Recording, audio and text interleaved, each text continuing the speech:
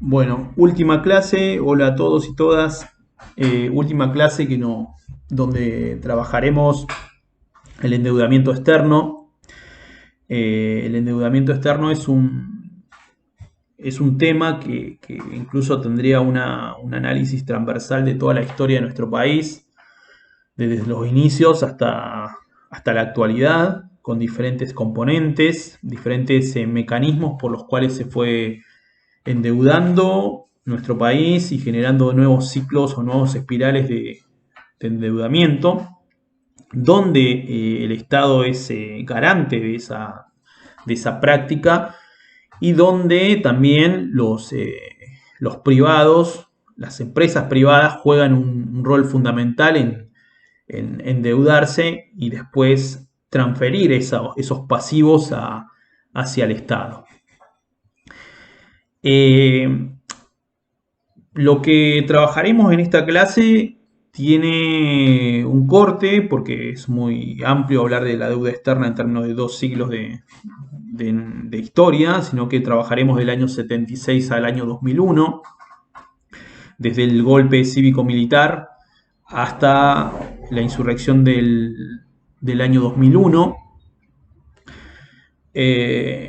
En esta etapa, una etapa donde tiene diferentes ciclos, espirales de endeudamiento, no siempre fue igual, tuvo diferentes componentes de conflictividad, incluso entre los sectores y las fracciones de la burguesía, ya sea local o internacional. Pero bueno, el endeudamiento en nuestro país es algo que viene desde la época de 1820, con Martín Rodríguez como quien hace o impulsa el primer endeudamiento con la Baring Brothers, y donde las tierras, a través de la ley de enfiteusis,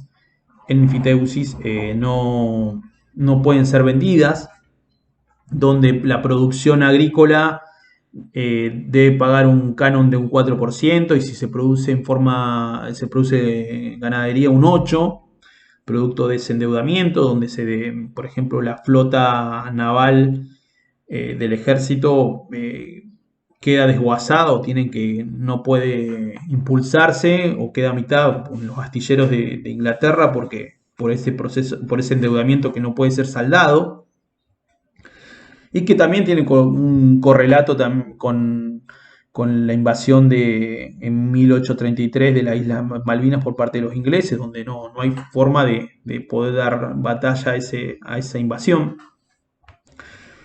El, Pasan diferentes presidentes, toman por parte de la burguesía, asumen un rol también o fracciones que introducen o implementan políticas de endeudamiento con Roca, con Mitre. eh, También se dan etapas de endeudamiento, que por ejemplo la crisis que sufre Juárez Selman como presidente también tiene que ver con ese endeudamiento que impulsa Roca. Eh, Toda esta política de endeudamiento lleva siempre a políticas políticas de ajuste sobre el conjunto de los trabajadores, en la salud, en la educación. Tiene un impacto, sobre todo en la década del 90, de que generar que más del 50% de la población sea pobre, que llegue a una desocupación estructural del 17%. Eh, Todo este batería y mecanismos de endeudamientos tiene un claro impacto sobre el conjunto de la sociedad. En lo que refiere, empezar un poquito con el tema nuestro, en el año 76, asume obviamente realiza un golpe cívico-militar, y asume Martínez de Oz. Martínez de Oz es miembro, es parte de una de las familias más, viene de las familias oligárquicas del año, de fines o sea, del siglo XIX. Tiene una trayectoria incluso como parte del sistema bancario internacional.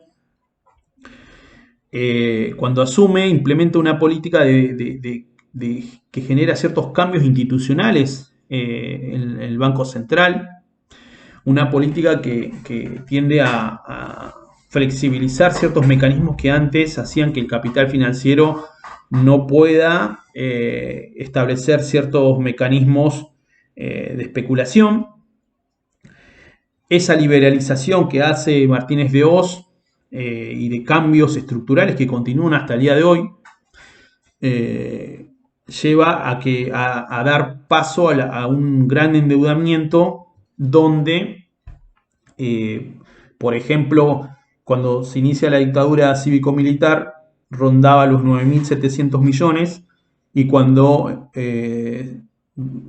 a mediados de esa dictadura, hacia 1980, ronda los 27.000 millones.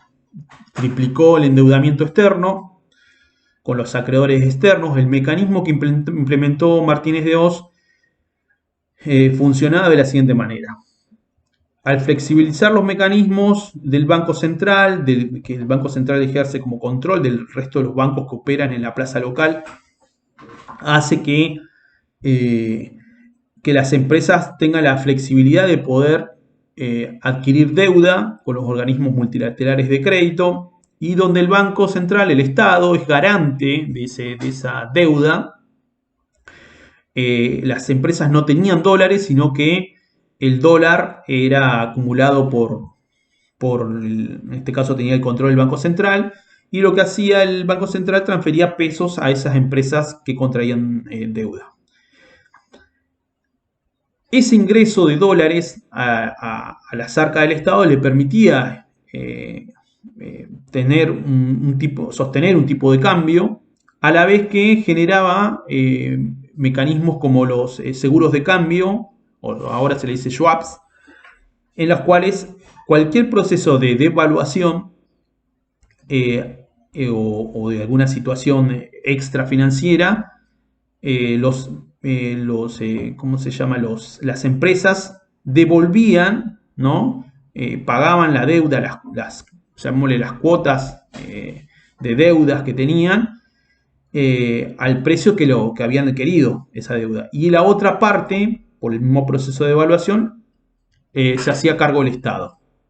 Entonces, como las empresas, las cuotas son en dólares, y ellos tenían pesos, obviamente necesitan más pesos para llegar a ese dólar frente a una moneda devaluada. Entonces, la otra parte que le hacía falta, el Estado se hacía cargo. Y así se da un proceso en el cual el Estado, parte de la deuda privada, pasa a ser deuda pública. ¿Me explico? Es el Estado el que garantiza, por una parte, garantiza el endeudamiento de esas empresas, porque le permite impulsar ese tipo de deuda, y por otro lado se hace cargo de esa deuda en caso de que las empresas no puedan garantizar el pago de esos acuerdos. Entonces, esa situación va a generar, como le decía, un incremento sumamente importante de endeudamiento de nuestro país. Va a llevar a que hacia 1980 los organismos multilaterales de crédito, ante el endeudamiento que se suscitaba y la falta de pagos por parte de los acuerdos contraídos, no se efectivizaba el pago, generan cierta conflictividad entre estas dos fracciones. De esa forma, la escuela que estamos trabajando, que les de Basualdo, Piazza Ullor, va a trabajarlo, ¿no? Esa conflictividad entre el capital externo o el sector financiero o los organismos multilaterales, donde se insertan también sectores del capital financiero y externo, con los sectores de la burguesía local. Esa conflictividad entre lo local y lo externo va a llevar a que se genere una escalada del dólar, que genere una devaluación, que se genere fuga de divisas, que se genere obviamente con ello inflación, hiperinflación. Y ese proceso que va a iniciarse con la dictadura cívico-militar, bajo estas propuestas de Martínez de Hoz, y de toda una fracción de la clase dominante, va a llevar a que durante la década del 80, durante el gobierno de Raúl Alfonsín, se genere, ¿no? Este constante desequilibrio económico, desequilibrio no, llamémosle, sí, existe esta idea de posibilidad de equilibrio, que nunca existe. Bueno, por eso mismo me corrijo, ¿no? Bueno, frente a estas fluctuaciones continuas, amplias, ¿no? De brecha cambiaria, de incremento de precios, va a llevar a que eh, se susciten, obviamente, pasen diferentes ministros de Economía. En el gobierno de Alfonsín, ante la imposibilidad de tener divisas de dólares como para sostener el tipo de cambio, va a llevar a que obviamente se impulsen planes en los cuales se busque incrementar la producción o las exportaciones, pero en un contexto en la década del 80 donde las commodities, trigo, carne, lana, todo lo que tiene que ver con el sistema agroexportador, tiene un bajo valor en el mercado internacional, o sea, por más que se exporte en gran cantidad, es mínimo la brecha que existe o que se puede lograr para el ingresos de divisas, lo cual va a generar una moneda débil. Se va a implementar el plan austral, que es un plan en el cual también genera cierto acuerdos o cierta estabilidad en términos de precios durante 1 o 2 años, que después nuevamente no va a ser efectiva. Y que tiene que ver esto con la idea de que la conflictividad entre las fracciones de la clase dominante local y la externa cada vez era más amplia. Hubo intentos en la última etapa del gobierno de Alfonsín de poder impulsar los planes que los organismos multilaterales de crédito, ya sea el FMI o el Banco Mundial, eh, proponían, ¿no? Proponían esto de privatizar los servicios públicos. No se pudo dar. Los sectores de la clase trabajadora tuvo una gran respuesta a ese intento, como obviamente los sectores dentro del Parlamento.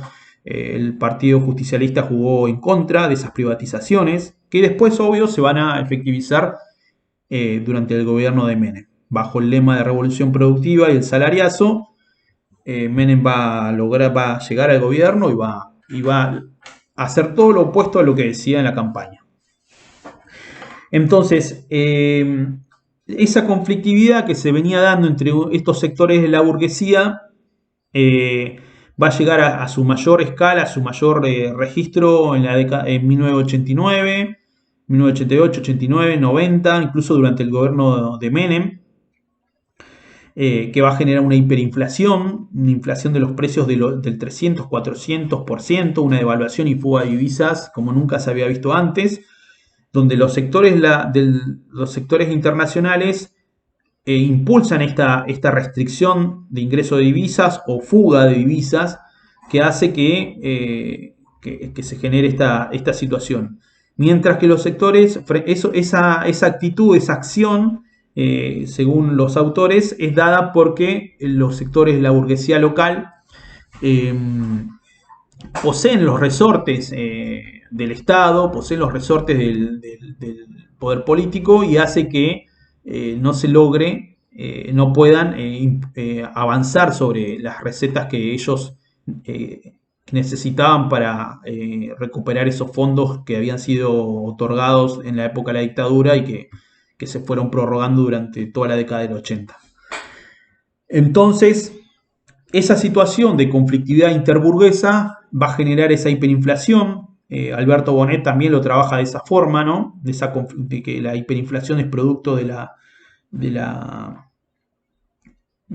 conflictividad entre estos sectores de la burguesía.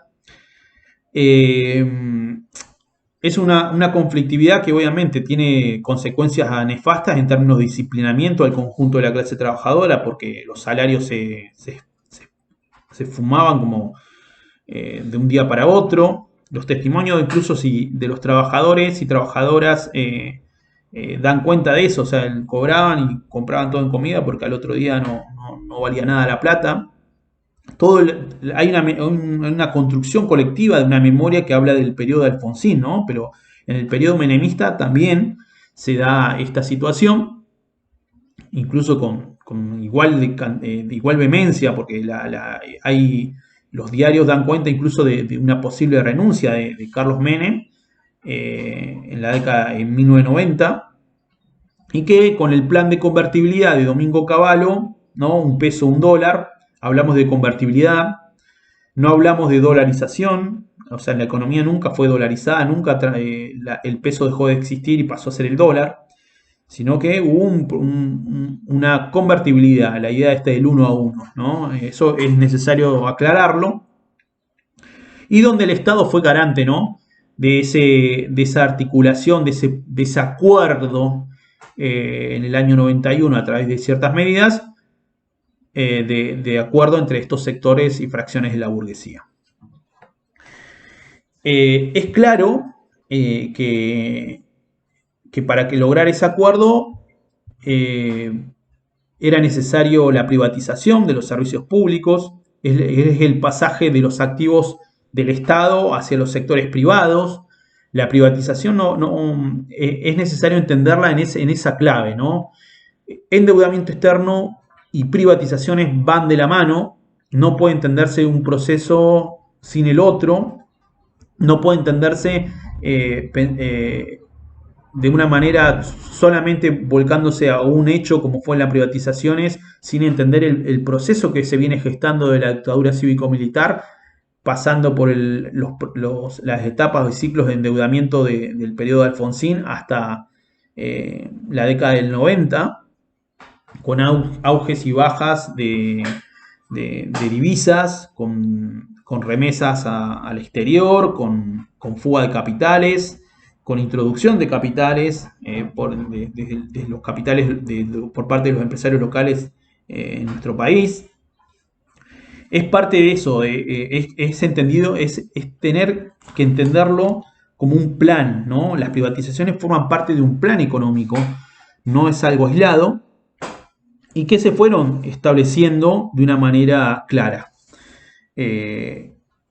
Y formaron parte de algo fundamental a principios de la década del 90.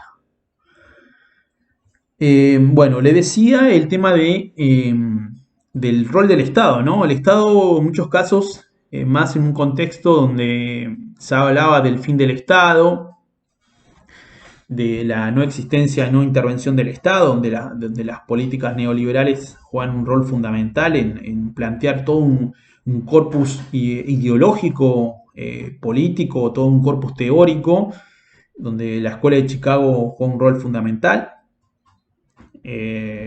No solo en nuestro país, sino en otros países latinoamericanos, como fue Chile, como fue Perú.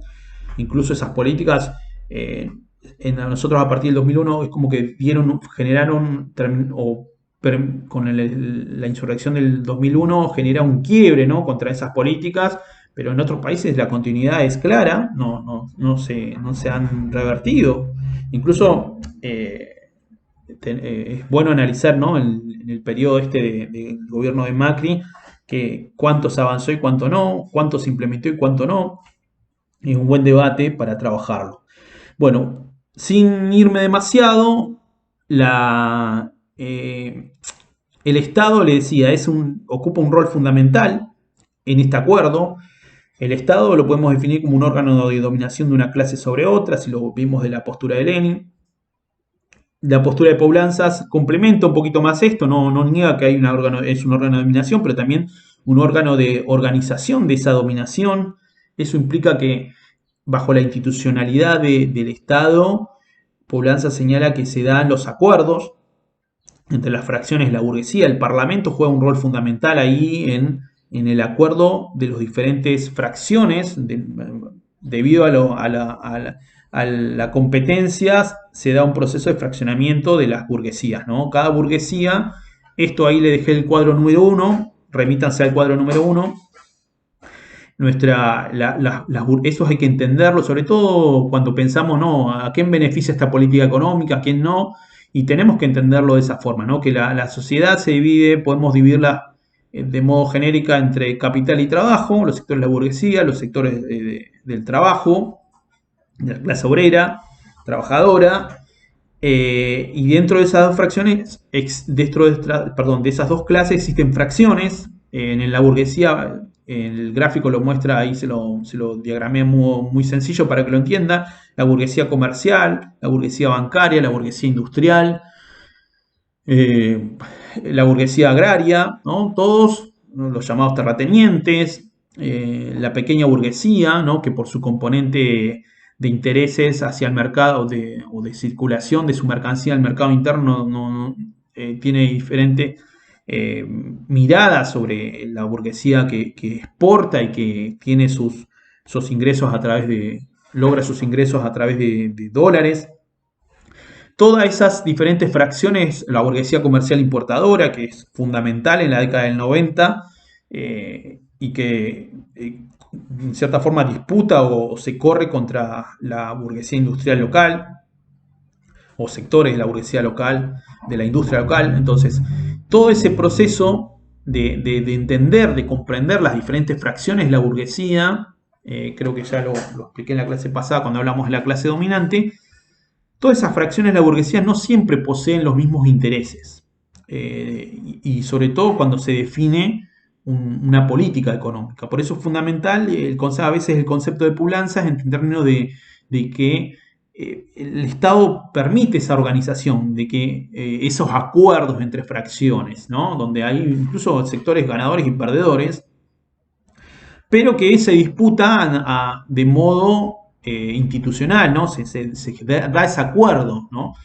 Y cuando no se da ese acuerdo se generan etapas, ¿no? Donde se dan los golpes de Estado o donde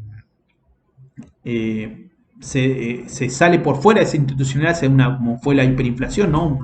Un incremento sideral de los precios y del tipo de cambio, de no tener referencia de los valores de los diferentes productos, y hace que toda esa bola se genere de tal modo tan grande y vaya creciendo que el Estado debe garantizar que ese conflicto se canaliza a través de la institucionalidad. Y eso es lo que, en cierta forma, se perdió con la hiperinflación y se vuelve a retomar esos caminos con el proceso de convertibilidad que impulsa Cavallo, ¿no? Dos leyes fundamentales, la ley de reforma del Estado y la ley de emergencia económica, son claves en esta etapa. La ley de emergencia económica evitaba todo tipo de pago de subsidios, de restringir en este caso nosotros lo sufrimos en Trelew con el tema de que se limitó los subsidios del parque industrial, de las empresas del parque industrial, ¿no? Y la ley de reforma del Estado impulsó obviamente las privatizaciones. Esas dos bases, esas dos leyes son fundamentales, ¿no? En una se restringe todo tipo de beneficio, quita, ¿no?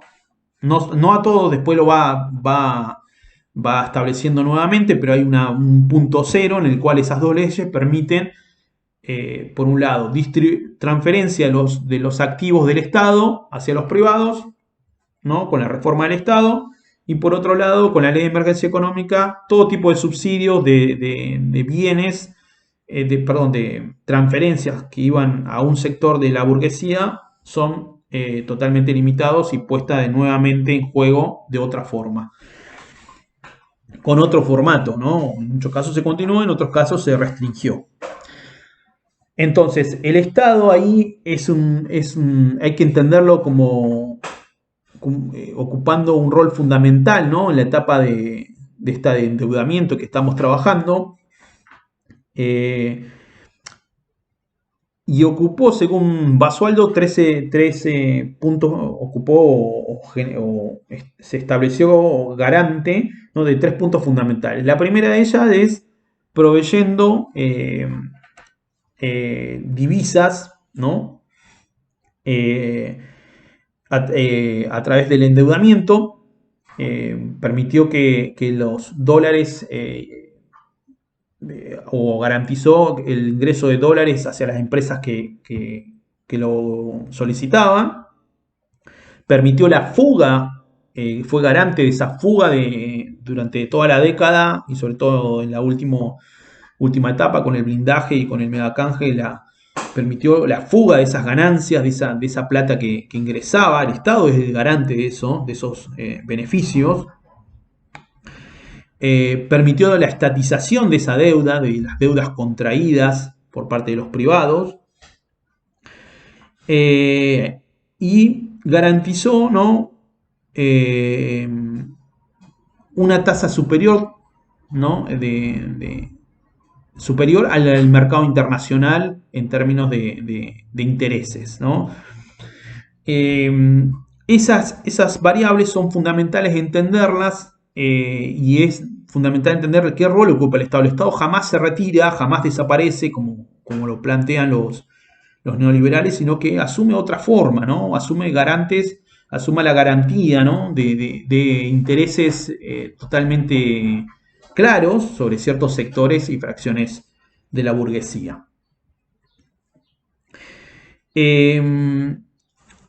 Lo que hay que entender cuando hablamos capaz que acá hago un paréntesis un poquito para que lo entiendan mejor, el Estado, mediante el endeudamiento, o sea, la explicación es decir, ¿cómo se endeuda el Estado? ¿Cómo hace ese proceso? ¿Qué toma plata de afuera? Bueno, el Estado en la mayoría, como lo van a ver en la bibliografía, el blindaje, el megacanje, son planes, ¿no? Donde aparecen ahí, lo van a ver, hay otro cuadro, dos cuadros, uno que dice megacanje y blindaje, donde hay, fíjense que hay la idea de bonos, ¿no? Entonces el Estado emite un bono con una tasa X, si se dan cuenta hay un montón de bonos ahí con una tasa del 6%, del 10% a pagarse a tantos años, y donde esa tasa es un monto, a empezar que esa tasa es como un interés, ¿no? Un monto que el deudor, ¿no? debe pagar a quien toma ese bono, ¿no? Es un pago que recibe X persona, la tasa, por haber adquirido ese bono. Esos bonos que emite el Estado, que emite el bono, la plata es dada o sea, emite el bono, es como un sistema inverso, ¿no? Quien emite el bono recibe la plata y después tiene que pagar intereses a esa persona a esa entidad, llamémosle, empresario, organismo de crédito, banco, lo que sea, ese debe pagarle un interés, una tasa X. En muchos casos los bonos, los títulos emitidos, títulos, son renovados, tratan al no poder pagar, tratan de generar otro acuerdo nuevamente donde se lo extiende el plazo, se le incrementa el porcentaje, pero le permite dar tiempo, en este caso al Estado, para poder pagarle a estos acreedores, ¿no? En muchos casos se llega al acuerdo, incluso de quita de porcentajes, con el fin de que se paguen, ¿no? Esta es la situación, ¿no? Entonces, un bicicleteo continuo, son ciclos, ¿no? de renovación de deuda, por eso no es como que nunca se termina, donde se refinancia, ¿no? Esos bonos van continuamente refinanciándose y la tasa de interés que tiene que recibir el acreedor o se disminuye, o se amplía en el tiempo, o se incrementa en el tiempo. Eso es, y esto va atado en muchos casos a ciertos índices, ¿no? Índices que establecen ciertos organismos multilaterales de crédito. Ejemplo, el riesgo país es un índice también, el índice SER, o sea, son índices de que te dicen cuánto varía ese bono, ¿no?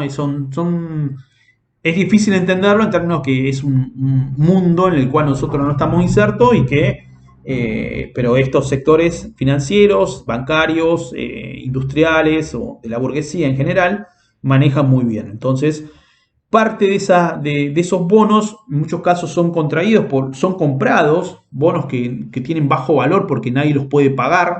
¿Me explico? Se emiten los bonos, tienen un índice de nada, un porcentaje mínimo de 0,10, ponele 10 dólares, 10 centavos dólar, y que son comprados por empresas, por fondos de inversión, y que con el tiempo, en el cambio de las circunstancias, esos intereses van subiendo, van incrementándose, y ahí tienen mucha espalda, esperan incluso décadas y empiezan a accionar para cobrar esos montos que tienen cifras siderales, ¿no? Pasa de 10 centavos capaz a 3 o 4 o 5 dólares. Pensemos que es multiplicado por la cantidad de bonos emitidos o títulos, es infernal para un país como el nuestro. Bueno, haciendo ese paréntesis, bueno, estaba señalando el rol del Estado, ¿no? El rol que ocupa el Estado en ese proceso, de garante de eso, de estatizar esos beneficios, como pasó, como señalaba cuando Martínez de Oz, a través de ciertos mecanismos, hace que la deuda estatal, la deuda privada que no puede cancelarse, se transfiera o la suma al Estado. Del mismo modo, Cavallo, en la última etapa de la alianza del gobierno de la Rúa, va a hacer lo mismo, va a generar garantías de que, por ejemplo, parte de esa plata que ingrese pueda irse del país, pueda tranquilamente circular libremente en una etapa donde ya el sistema está, el modelo económico planteado desde el principio de la década 90 ya estaba agotado. Entonces, esa fuga de capitales es totalmente garantizada por el Estado. Bueno, como señalaba, como decía, las privatizaciones son parte de ese modelo. Es necesario entenderlas como parte de ese plan, de ese programa que acompañó, ¿no?, una batería de medidas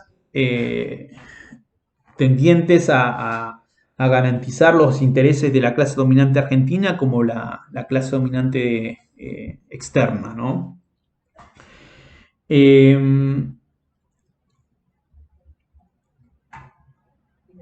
Entonces, entre esa disputa que señalaba, ¿no?, entre los acreedores externos y los grupos locales, una porque los grupos locales, por ejemplo, quieren o tienen los intereses de mantener los subsidios estatales, donde se habían favorecido las promociones industriales locales, ¿no? Y mientras el sector externo procura, ¿no?, el ajuste a fin de que se quite todo eso, a fin de que se le pague lo adeudado. Eso va a generar, como señalaba, una hiperinflación. Entonces, las privatizaciones van a jugar un rol fundamental en términos de que, como señalaba, las empresas estratégicas del Estado van a pasar a manos privadas, y eso permitiría, en parte, afrontar la deuda que tiene con los organismos multilaterales de crédito, y por otro lado, permitiría potenciar a los grupos locales como extranjeros en nuevos mercados, ¿no? En nuevas áreas de explotación, en nuevas áreas en las cuales se va a lograr una mayor plusvalía, y que por las características que de esas empresas del Estado, de ser monopólicas o oligopólicas, en términos de que agua y energía, por ejemplo, era una empresa del Estado casi monopólica en términos del agua y la energía, tenía todo ese circuito de todo un país con recursos, grandes recursos energéticos, y que va a ser fraccionada, lo mismo que Correo Argentino, Entel, Encotel, ¿no? Entel era encomiendas telecomunicaciones, era lo que era Telefónica, o sea, se va a dividir en dos: Telecom en el norte, Telefónica en el sur. Esa diferencia, ese fraccionamiento entre capitales italianos y españoles, o sea, todos los recursos del Estado, todas las empresas del Estado, agua y energía quedó desguazada, ¿no? En el sur está Trump, Pacamusi, en el norte está Edenor, hay otras empresas francesas que se quedan con esos recursos. Somisa, de una empresa totalmente dedicada a la producción de hierro, se la va a quedar el grupo Techin. Todo, o sea, va a haber un proceso en el cual las empresas van a poder contribuir a ampliar su capital, que lo vamos a seguir trabajando, y van a surgir una nueva forma o una nueva característica de propiedad, ¿no? Que son las asociaciones, ¿no? La fusión entre capitales locales y extranjeras en una misma empresa. Y eso es el análisis que va a trabajar Basualdo y que lo va a dividir en tres etapas. Del año 90 al 92, del año 93 al 98 y del año 99 al 2001. ¿No? Estas tres etapas en este proceso de endeudamiento, de privatizaciones y de fuga de divisas, hay tres etapas y el comportamiento por parte de la clase dominante argentina y del capital externo va a ser diferente, ¿no?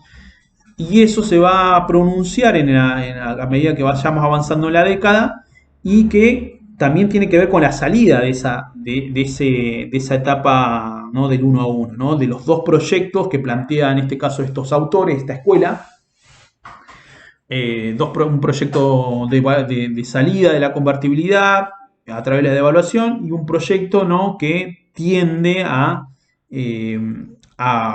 ampliar esta idea del 1 a 1, que sería la dolarización de la economía, ¿no? Entonces, este proceso de salida ante la situación que no era insostenible, va a llevar a lo que fue la insurrección del año 2001. Obviamente, hay un componente que no estamos trabajando, que lo vamos a trabajar en el próximo video, que es a la clase obrera, ¿no? Cómo se dan los ciclos de protesta y que tienen son claves para entender el quiebre, ¿no?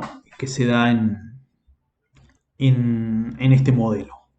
Bueno, cuando volquemos a estas etapas, fíjense en el gráfico número 2, ¿sí? Es un gráfico en el cual se ven los ciclos de endeudamiento, los ciclos de fuga de capital, las etapas en las cuales vamos a trabajar y caracterizar ahora. Bueno, como señalaba, Basualdo va a dividir en estas tres etapas. Tenemos ahí el gráfico es de este libro, este trabajo de él, Estudios de Historia Económica Argentina, ¿no? Desde mediados del siglo XX a la actualidad, de Eduardo Basualdo. En él, si ustedes se fijan en ese gráfico número 2, que tienen en complementario a esta clase, tenemos una variable que es fuga de capital, otra variable que es ingresos por privatizaciones y la última que es compraventa de empresas privadas. Ahí están las tres etapas, ¿no? Tres etapas que vamos a trabajar brevemente. En una primera etapa, fíjense que es necesario hacer este ejercicio, ¿no? De analizar los cuadros gráficos, tener esa práctica, ¿no? Tenemos un incremento, ¿no? De la curva que hace por ingreso de privatizaciones en la primera etapa. Sabemos que entre el 91 y 92 se da, sí, o el 90 hasta el 93, figura acá, 92, es el mayor ingreso de divisas que se da en nuestro país por privatizaciones. Se privatizan las diferentes empresas del Estado, Entel, Encotel, ¿no? Telefónica, todo lo que tiene que ver después con los nuevos nombres que aparecen, los inversionistas españoles, italianos. Esa etapa del año 90 al año 92, 93, 94, esa primera etapa, va a caracterizarse por tener, por implementar, disculpen, se va a caracterizar obviamente por los ingresos que se van a suscitar por privatizaciones. Esas privatizaciones van a generar una reducción sensible del endeudamiento, debido a que el Estado rescata parte de esos bonos, ¿no? Los compra nuevamente bajo el nombre de capitalización de los bonos de la deuda. Al rescatar esos bonos, comprarlos nuevamente, ahí se produce esa reducción de la deuda. Y por otro lado, hay un proceso de repatriación de los capitales, dado que muchas empresas que fugaron ese capital hacia el exterior, al hacerse de las empresas del Estado, repatrian ese capital porque van a ser parte accionista de las mismas, ¿no? Yo señalaba que se da una nueva forma de propiedad privada bajo el formato de asociaciones entre el capital externo y el capital local. Basualdo, Mogona van a señalar que hay una verdadera comunidad, se logra una verdadera comunidad de intereses entre los capitales locales y extranjeros. Y ese proceso de privatización va a generar, ¿no? Obviamente una reducción de la fuga de capitales, va a neutralizar ese proceso y esa conflictividad que existía entre los capitales externos y los capitales locales. Ese proceso de privatización va a ir acompañado de un plan que llamado Plan Brady, ¿no? Donde el gobierno, en este caso de Estados Unidos, va a promover para toda América Latina. El plan Brady es del año 92. En ella se van a canjear los viejos bonos de la deuda que estaban defaulteados, o sea que tenían poco valor, y se va a quitar un porcentaje importante de la deuda, que era de 59 millones, va a pasar a 29 millones, y se van a emitir dos bonos más, ¿no? A cambio de los que ya estaban, bajo el formato del bono discontinuo y bono a la par. Son esos dos tipos de bonos donde se establecen, el primero, no hay quita alguna, se establece una tasa fija de interés, y en el segundo sí hay una quita del 35% de esa deuda con un interés flotante, ¿no? Esos bonos incluso van a seguir, van a pagarse, van a ser hasta 2030, el gobierno de Néstor Kirchner, el primer gobierno de Néstor Kirchner, o el único vendría a ser, de Néstor Kirchner, va ¿cómo se llama? A pagar parte de esa deuda, y después el gobierno de Cristina Kirchner también va a seguir con esa deuda y la va a cancelar en parte, de esos bonos emitidos, fíjense, en la década del 90. Y a la vez ese plan Brady va a imponer algo que no se había hecho antes, que es no solamente antes las deudas eran vinculadas directamente a bancos internacionales, y ahora a través del plan Brady se va a dar una comunidad, ¿no? Donde los que compran esos bonos no precisamente van a tener cara, van a tener rostro, o sea, no se va a saber quiénes son los acreedores incluso de esa deuda, porque van a formar parte de un paquete. Y eso va a generar claramente que el Estado argentino no pueda conocer las maniobras, claramente quiénes son los que realizan las maniobras financieras, ¿no? De especulación o de corridas que se puedan dar.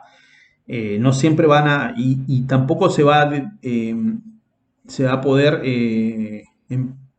yo creo que en parte forma parte de un acuerdo, obviamente, de desglosar lo ilegítimo de lo legítimo de lo que se denomina deuda, ¿no?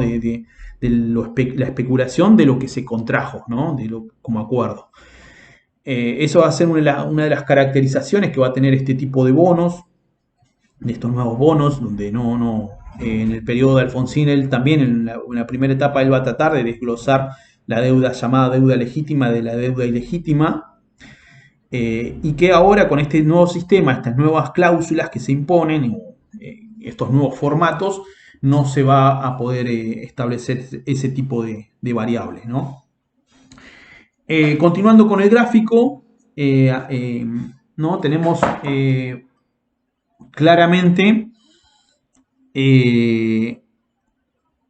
un proceso de fuga de capitales en la segunda etapa. La segunda etapa es una etapa claramente de especulación financiera, de no poder neutralizar esa especulación, porque se da un doble proceso de endeudamiento externo, se contrae deuda y a la vez se da un proceso de salidas de capitales, lo cual es superior a la etapa de la dictadura, ¿no? A la etapa en la cual la dictadura cívico-militar implementó esta forma de especulación, ¿no? Entonces, por un lado, transferencia de capital, por otro lado, que genera un diferencial de interés, ¿no? Una ganancia y la fuga de ese diferencial. Es claramente visible donde hay un incremento exponencial, ya las privatizaciones, los ingresos por privatizaciones en el gráfico son claros, o sea, son mínimos, hay una reducción de 10.5 que era la cumbre de este pico que muestra el gráfico, a un 0,1 en el 98, que es la etapa el fin de la segunda etapa, 0,4, 0,6, 0,1, ¿no? Que tiene que ver con las privatizaciones. Y a la vez que se da ese pico de fuga de capitales, también se da un proceso en el cual las empresas locales, compraventa, señala ahí compraventa de empresas privadas, donde los capitales locales van a vender las acciones de esas empresas privatizadas en la primera etapa a los capitales externos, ¿no? Eso es importante entenderlo porque va a dar pie a esas dos variables que señalé anteriormente de salida de la convertibilidad, lo que tiene que ver con dolarización y con devaluación y un tipo de cambio diferente. Entonces hay un proceso en el cual en esa segunda etapa se da la transferencia de propiedades privadas de los capitales locales hacia los grupos económicos del capital extranjero.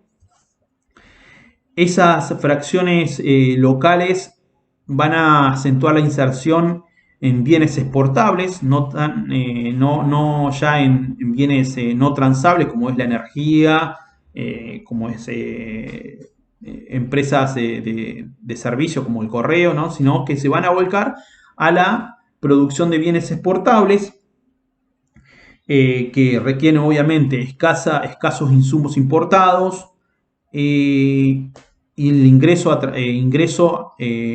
través del dólar, o sea, mediante la venta, el ingreso de dólares, o sea, sus ganancias van a estar dolarizadas, sus activos van a estar dolarizados, a la vez que, obviamente, como señalé, no van a generar compra de insumos importados o de ciertos bienes que requieren divisas, ¿no? Eso señalaba que es clave porque cuando se dé el proceso de salida, estos sectores del capital local más concentrado, o sea, el proceso de privatización genera una gran concentración, que lo vamos a ver ahí cómo son las estrategias de concentración de estos sectores de la burguesía, de la oligarquía diversificada, diría Basualdo, van a promover esta salida, dado que sus ingresos son claramente en dólares y una devaluación acá permitiría licuar los pasivos que tengan, ¿no? Las deudas. Esta etapa, obviamente, el gráfico muestra, vamos a pasar a una segunda etapa que es a partir del 98. Hay un pico ahí que muestra claramente un pico de privatizaciones que tiene que ver con la venta de YPF, las últimas acciones de YPF. En el año 98, 99 se dan las últimas ventas de acciones. Es una empresa monstruosa que no pudieron jamás privatizarla de una sola vez, como fue con Entel, por ejemplo, lo que es telefonía, sino que pasaron 10 años para poder privatizarla en su totalidad. Ese pico que muestra ahí el gráfico en el año 99 del 4,2 tiene que ver con las últimas acciones que estaban en manos del Estado y que pasan a ser privadas, ¿no? Ya directamente hacia el 2001 no hay nada más que privatizar. Sigue habiendo en términos de variable, una fuga total de capitales. Y las empresas, como señalaba, no hay transferencia de las empresas de un sector a otro. Directamente ya hay un posicionamiento y una especialización de los sectores entre la oligarquía diversificada, esos sectores más concentrados en la economía local, y el capital extranjero. Bueno, el año 99-2001, última etapa ya, ¿no? Una etapa que marcada por ahí está el trabajito que tienen para leer, ¿no? Donde habla de estos dos planes, el blindaje y el megacanje. El blindaje tanto como el megacanje son dos intentos por salvar el modelo económico del 1 a 1, que genera más endeudamiento. El blindaje garantizó fondos externos por 39 mil millones de dólares y que fracasa, dado que las metas el gobierno no las puede cumplir, son metas de ajuste, metas en las cuales se promueve incluso la privatización o el arancelamiento de las universidades, metas donde se reduce la jubilación valga la redundancia, se reduce las jubilaciones, ¿no? de nuestros viejos. Las paritarias tienden a ser, ahí estaba nada más y nada menos que Patricia Bullrich, ¿no? Donde se establecían paritarias a la baja, ¿no? Paritarias donde era una locura, ¿no? En vez de darle una recomposición salarial a los trabajadores y trabajadoras, sino que se reducía el porcentaje, ¿no? Se trataba incluso de reducir todas, que ya estaban reducidas al mango, ¿no? Pero tratan de reducir más las cargas patronales, ¿no? Lo que es jubilación, pensiones, salud, ¿no? Obra social, todo trata de reducirse a lo mínimo. Por otro lado, el blindaje financiero fracasa en términos de que no hubo, fue vendido, ¿no? Como algo novedoso, pero eran acuerdos que ya estaban acordados, que ya habían sido, valga la redundancia, ¿no? Acuerdos acordados, ¿no? Acuerdos que ya se habían establecido con anterioridad. Y que lo novedoso, por ejemplo, que señala Basualdo, es un crédito del gobierno de España por 1.000 millones, ¿no? Los vencimientos, por otro lado, esto de emitir un bono y patearlo nuevamente, de refinanciarlo, eran a corto plazo, no le daba oxígeno para saldar esa deuda que ya directamente esto se hacía en el año 2000 y en el año 2001 ya nuevamente tenían que establecerse los pagos, las obligaciones contraídas, ejecutarse, ¿no? Y que frente a esto se establece otro nuevo plan, llamado megacanje, que era buscaba reestructurar nuevamente de forma voluntaria la deuda, ¿sí? Para evitar el default, el no pago, ¿no? El default. Y extender los plazos de vencimiento que el anterior plan no podía haber, no lo permitía, ¿no? Entonces el gobierno buscaba de todas formas garantizar el 1 a 1. El 1 a 1 fue sostenido gracias al endeudamiento, esto de que ingresen dólares dólares al país mediante deuda de los privados, y que mediante estos dos planes se trataba de sostener ese tipo de cambio, el 1 a 1.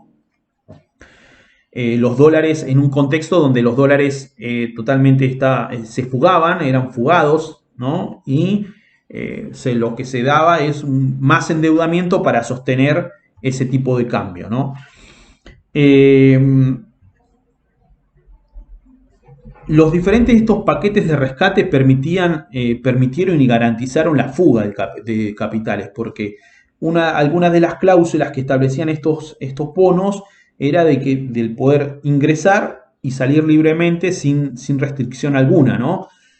Esa es una de las variables fundamentales por las cuales se da la fuga libremente de esta plata que ingresa, ¿no? Ingresa nueva plata, ingresa nuevos fondos y estos nuevos fondos totalmente son fugados con cierta valorización y cierta especulación. En muchos casos eran préstamos, también me adelanto un poquito, eran préstamos de las casas matrices a las casas que estaban a sus sucursales, ¿no? A sus casas que estaban fuera de Europa o de Estados Unidos, eran autopréstamos que figuraban como que eran préstamos externos por fuera, cuando eran en realidad préstamos dentro de la misma empresa. O sea, era transferencia de ingresos que se hacían pasar por préstamos y que se le agregaba un valor y que el Estado terminó haciéndose cargo de ese tipo de maniobra, ¿no?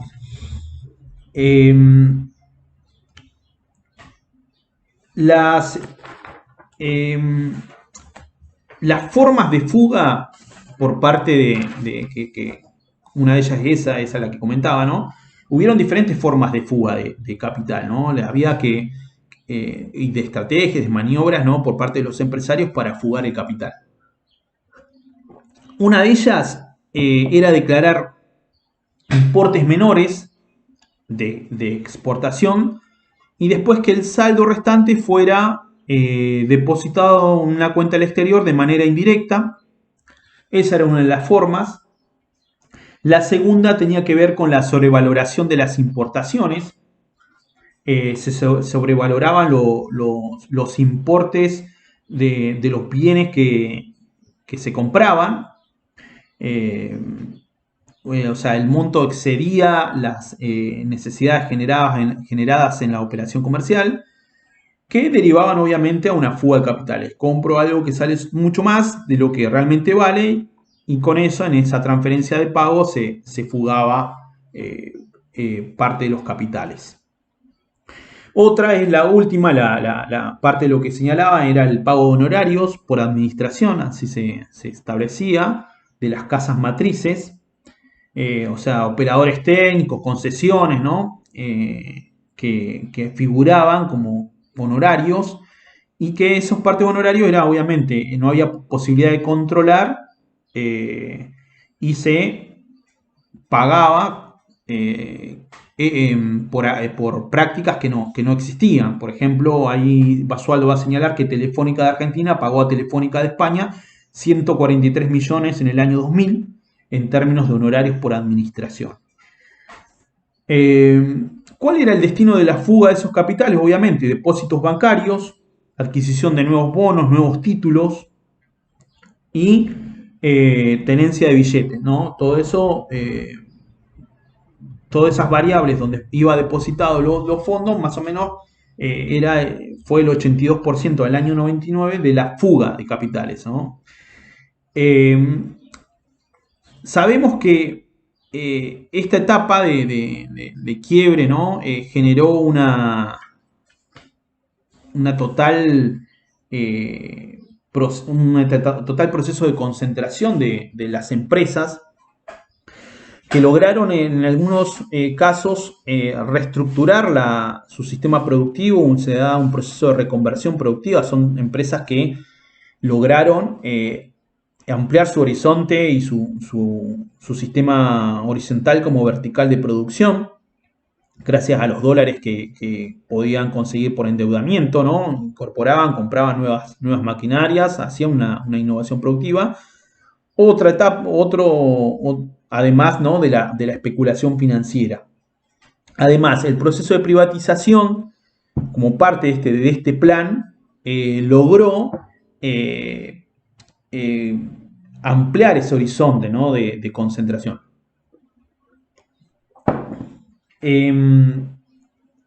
Bueno, ¿cuáles son las estrategias? Más o menos Basualdo destaca, ¿no?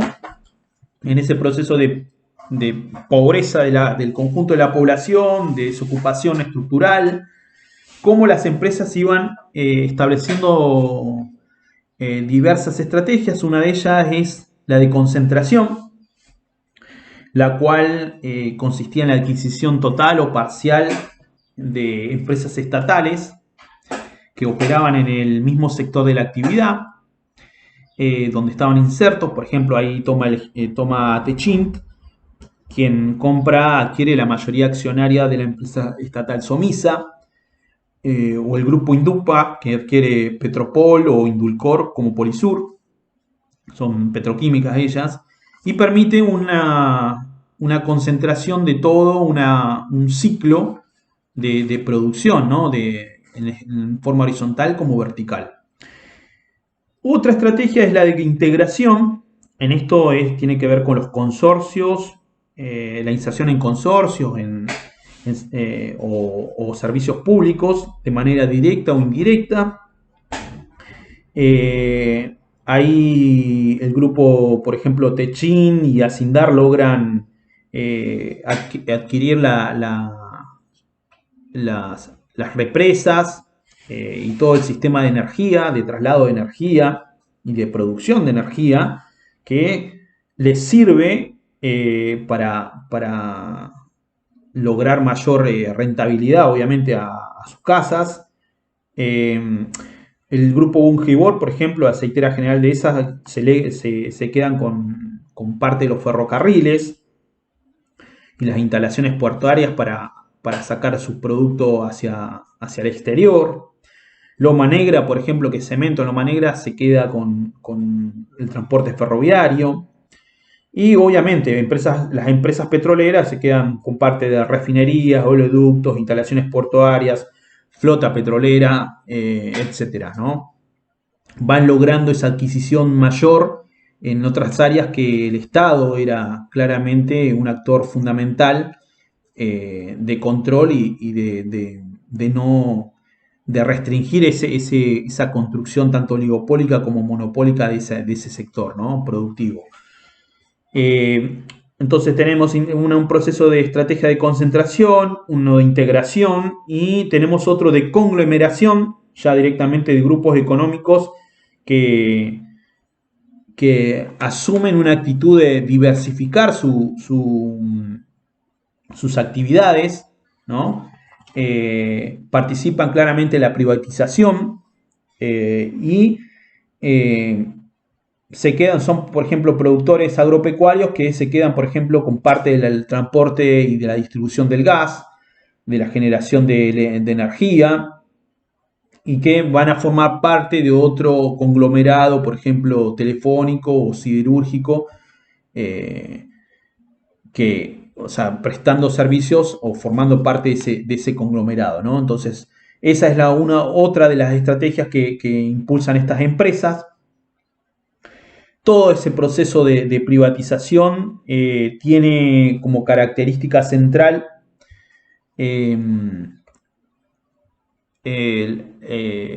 la ampliación de esa plusvalía que era parte o era retenida por el Estado.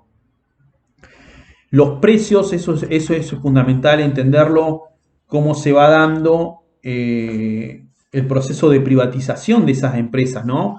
Porque las empresas del Estado eran subvaluadas por el precio, o sea, subvaluadas en su precio, o sea, las ponían un valor menor de lo que realmente tenían, eran endeudadas previamente a fin de bajar la tasación de las mismas. Y por otro lado las ponían a valor nominal, o sea, sus precios desde el valor del vencimiento de esa empresa tomaba ese valor y no se iba actualizando en el tiempo.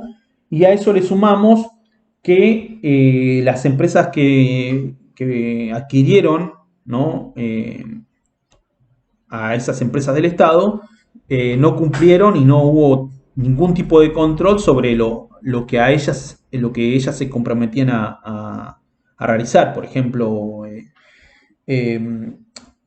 inversiones concretas en términos de innovación, el traslado de la reducción de los impuestos hacia el consumidor, la mejora en el servicio, la reducción de la tarifa en términos de mejora del servicio. Todos esos acuerdos jamás fueron cumplidos. Y incluso muchas de las privatizaciones, como en el caso fue de Aerolíneas Argentinas y Austral, era tan bajo el precio que la empresa que compra, en este caso Aerolíneas, que adquiere Aerolíneas, compra esas flota de aviones y la alquila. Con el valor del alquiler que hace esa empresa, paga el costo de la privatización. Fíjense que era una verdadera estafa, lo hace sin poner un peso, se queda con esos aviones, sumado el desguace, ¿no? Porque nunca Aerolíneas Argentinas fue totalmente desguazado, aviones que desarmaban para armar otros directamente. Nunca hubo un interés de sostener esas empresas, sino que directamente de quitarlas como empresa competidora, ¿no? Aerolíneas Argentinas era una gran empresa de flota no solamente nacional, sino internacional, y había que sacarla del mercado. De lo mismo sucedió con los ferrocarriles argentinos. La flota, en este caso de transporte, muchas empresas de transporte se quedaron con esas concesiones ferroviarias y directamente cerraban el ferrocarril en términos de competitividad. El transporte ferroviario era insuperable en términos de carga, descarga y de contenido y peso que podía transportar, a diferencia de la flota camionera. Y bueno, todo eso contribuyó a la destrucción en este caso del ferrocarril, los ferrocarriles argentinos, de la flota de bandera, en este caso que era Aerolíneas Argentinas. Pero bueno, eso formó parte de las consecuencias de las privatizaciones, de los negociados que hubo para sostener a un sector empresario que endeudaba, contraía deuda, formaba, y esa deuda, en muchos casos, gran porcentaje de esas deudas eran asumidas o eran transferidas al Estado. Por eso mismo la deuda pública, que denominamos pública, en muchos casos es deuda privada, ¿no? Deuda contraída por los privados que es transferida al sector público, y es el Estado el que se hace cargo de ese endeudamiento. Entonces, todo ese proceso de endeudamiento que va del año 76 con las políticas de flexibilidad, favoreciendo al sistema financiero internacional especulativo que va introduciéndose, no solamente esas fracciones es el principal sector implicado acá, sino que también los sectores locales, las diferentes empresas con sus diferentes ramas, forma parte de esa especulación. Si bien hay hay un volcado de empresarios que se vuelcan sus ganancias a la especulación financiera por la diferencia de tasa, ¿no? Acá se paga un interés mayor que el mercado en la plaza internacional, y eso el capital internacional lo impulsaba, ¿no? A través de los diferentes planes, lograba esa adquisición y fugaba nuevamente esos recursos hacia afuera, pero el capital local, ya sea industrial, agropecuario o comercial, también jugaba un rol fundamental, ¿no? en ese proceso. Esa es una visión que es necesario tenerla en cuenta y que la marca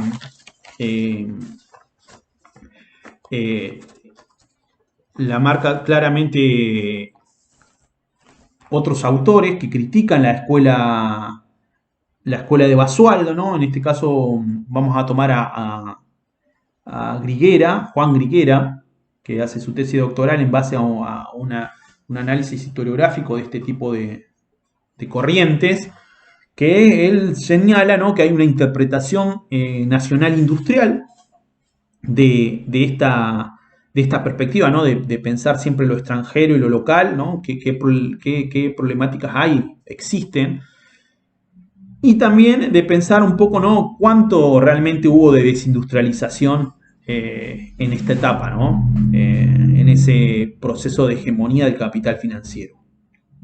Si bien Bueno, en este sentido, Griguera va a tomar ese relato, ¿no? Del declive argentino, ¿no? A través de los... va a hacer una lectura de tanto de los autores como Eduardo Basualdo, Sparcer, Shore, ¿no? Que forman parte de esta escuela de historia económica que tomamos para analizar el endeudamiento externo.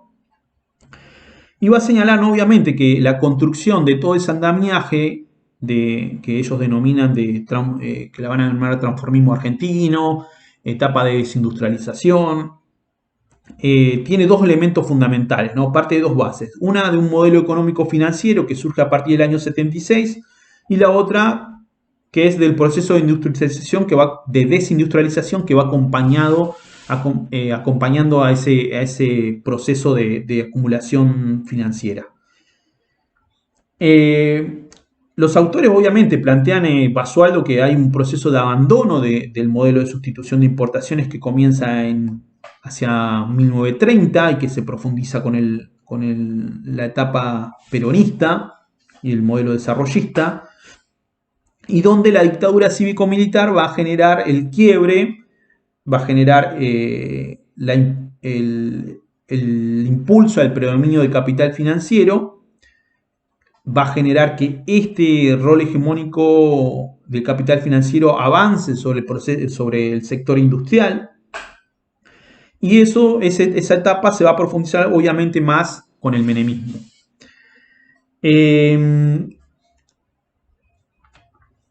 La escuela de Basualdo, obviamente, como señalamos, va a analizar mediante un sistema muy bueno, hay que decirlo, muy destacado, muy correcto, muy riguroso sobre cómo se da el proceso de extracción y transferencia del excedente desde nuestro país hacia el centro, cómo se da esta relación, este vínculo. Y por otro lado va a analizar, ¿no? Qué rol ocupa esa clase dominante, ¿no? Como estuvimos analizando, estuvimos viendo las estrategias de concentración que tienen y quiénes son esos sectores, claramente los va a identificar. Vemos ahí en el gráfico, en los gráficos hay un listado de las principales empresas deudoras, la van a encontrar ahí. Muchas de ellas muy conocidas, que son parte de la deuda externa, forman parte y son responsables de esa deuda que tuvo y que tiene el Estado argentino, y que es una deuda que la población no fue fruto de la población, sino fue fruto de estas empresas ambiciosas, obviamente, que lograron mayor acumulación y concentración. Entonces, Basualdo va claramente el grupo de Basualdo, ¿no? Esta escuela, va claramente a analizar las diferentes fracciones y alianzas que van a forjar estas empresarios. Basualdo va a señalar, Griguera va a señalar que es claramente un análisis que otros autores no lo van a hacer, y que va a contribuir a pensar un poquito más si se da este proceso de desindustrialización o si se da un proceso de reconversión productiva, como él va a tratar de analizar. Él va a poner en juego o va a poner en interrogante, va a poner acento, su crítica va a poner el acento sobre si realmente hubo un proceso de desindustrialización. ¿A qué llamamos desindustrialización? O sea, ¿qué conceptualización tomamos para hablar de desindustrialización? Acá claramente retoma diferentes autores y plantea que industrialización como opuesto a desindustrialización tiene que ver con la reprimarización de la economía de un país. Esa es una de las conceptualizaciones que podemos tomar. Una regresión en los cambios operados por la industrialización, donde podemos entender el proceso de transformación de los patrones de distribución de ingresos, impactos en el mercado de trabajo y las formas de lucha de clases. Otro segundo concepto es el de pensar desindustrialización como sinónimo de incremento de los sectores de servicios y de los sectores primarios. Nosotros sabemos que existen tres sectores a modo genérico, ¿no? El primario, el secundario y el terciario. Entonces, el secundario es el compuesto por la industria, el que le agrega valor, y los otros es la extracción de la materia prima y el otro es la comercialización, circulación de estos productos. Entonces, hay un incremento de tanto del primario como del terciario, mientras que el secundario hay una menor participación. Ante esto, podemos decir, bueno, hay desindustrialización. Es parte de una de las conceptualizaciones.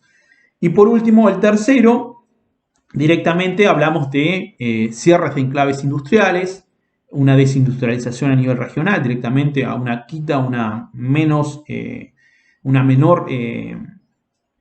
cantidad de empresas por regiones, directamente donde un ejemplo es la nuestra, de pensar lo que fue Trelew, con una participación de alrededor de 46 empresas textiles, y hoy solo quedan creo que quedan tres empresas textiles, algunas bajo el formato de cooperativas. Y bueno, en base a esa conceptualización de desindustrialización, él analiza cómo se va dando a través del mundo, a través de otras etapas, otros espacios económicos, cómo también se da un incremento del sector comercial, y sobre todo un sector comercial que cada vez va incorporando mayor cantidad de fuerza de trabajo por sobre la industria, ¿no? Entonces, ante esa comparación, lo compara incluso con Gran Bretaña, cómo va a dar ese proceso, se da de la misma manera, y que es un proceso a nivel mundial, no es un proceso claramente focalizado en Argentina, sino que se da a nivel mundial, y que genera ciertas rispideces con esta idea o esta interpretación de la industria nacional, ¿no? Basualdo, para modo redondeo, de cerrar un poquito, Basualdo plantea que hubo una interrupción de ese proceso, no es que hubo un agotamiento, ¿no?, de esa industria, sino que hubo un proceso en el que fue interrumpido por una dictadura cívico-militar, donde se empezó a valorizar el capital financiero, y que bajo esa premisa de hegemonía del capital financiero se da un proceso de desindustrialización. En oposición a esto dice, bueno, el interrogante es, ¿realmente hubo un agotamiento hubo una interrupción o hubo un agotamiento de esa matriz industrialista, donde el Estado era principalmente el planificador de ese desarrollo industrial? ¿Qué lugar ocuparon, por ejemplo, esas empresas? Porque vemos que no hay un proceso directamente de reprimarización, sino que hay empresas que impulsaron una verdadera transformación de la matriz productiva y hoy forman parte de las grandes multinacionales del mundo. Pensemos en la empresa Arco, pensemos en Techin, donde realiza, caso del grupo Techin, hace 2 años atrás, se hablaba de la inversión sideral que iba a generar, iba a impulsar o iba a promover en Estados Unidos con la fabricación de caños de acero, tubos de acero. Estamos hablando de empresas que lograron realmente un proceso de reconversión productiva, empresas que eran los verdaderos capitanes de la industria, y que obviamente generó hacia otro sector, hacia otras fracciones, cierto, generó quiebras o el cambio de actividad, donde empresarios, por ejemplo, de la industria se transformaron en empresarios de sectores de comercio, vinculados a la actividad comercial, incluso sectores vinculados a la importación. Entonces, en esta etapa, ¿no?, que hablamos de la década del 76 al año 2001. Entonces, ¿cuánto realmente el foco, el debate, comparándolo con otros países? Griguera va a señalar esto, ¿no?, que es una matriz que se da a nivel mundial, forma parte de los cambios sustanciales que se dan en el capitalismo, con expulsión de la fuerza de trabajo por parte de la industria, donde hay un proceso de reconversión productiva importante en los sectores industriales, donde hay claramente una expulsión, y hay una absorción por parte de los servicios, de los sectores de servicios, supermercados, comercio, ¿no?, transportes, lo que es logística, ¿no?, de esa absorción de esa mano de obra. A lo que sumamos obviamente que un incremento exponencial de la fuerza de trabajo que queda por fuera de la posibilidad de ofrecer su fuerza o de ser asumido o ser absorbido, mejor dicho, como fuerza de trabajo asalariada, ¿no? Entonces, esa es una de las críticas, así a modo genéricas, que hace Griguera, Juan Griguera, a esta interpretación, ¿no? de la escuela de Basualdo. También lo agrego ahí, si quieren leerlo, un capítulo, parte de un capítulo de su tesis doctoral, que es sumamente interesante, de cómo va haciendo esa crítica y va analizando y comparando, y destacando sobre todo el caso de las promociones industriales, que rol ocupan, y que, bueno, que en otros lugares no se da un proceso de transformación o reconversión de modo regional, ¿no? Así que bueno, hasta ahí una hora y 20 la grabación. Bueno, hasta ahí trabajamos la etapa de privatización. Cualquier duda la vemos en la clase de consulta. Y continuamos con la segunda clase, el segundo videito, donde trabajamos del tema de la clase trabajadora, la estrategia de la clase trabajadora eh, por parte de Íñigo Carreras y Cotarelo, ¿no? El grupo PIMSA, grupo de investigación, y del trabajito que tenían que leer de Adrián Piva sobre el desacople de las conducciones sindicales en los ciclos de protesta, ¿no? De cómo se puede analizar los diferentes ciclos de protesta en la década del 90 y el impacto que tienen para que directamente se dé un quiebre en el año 2001.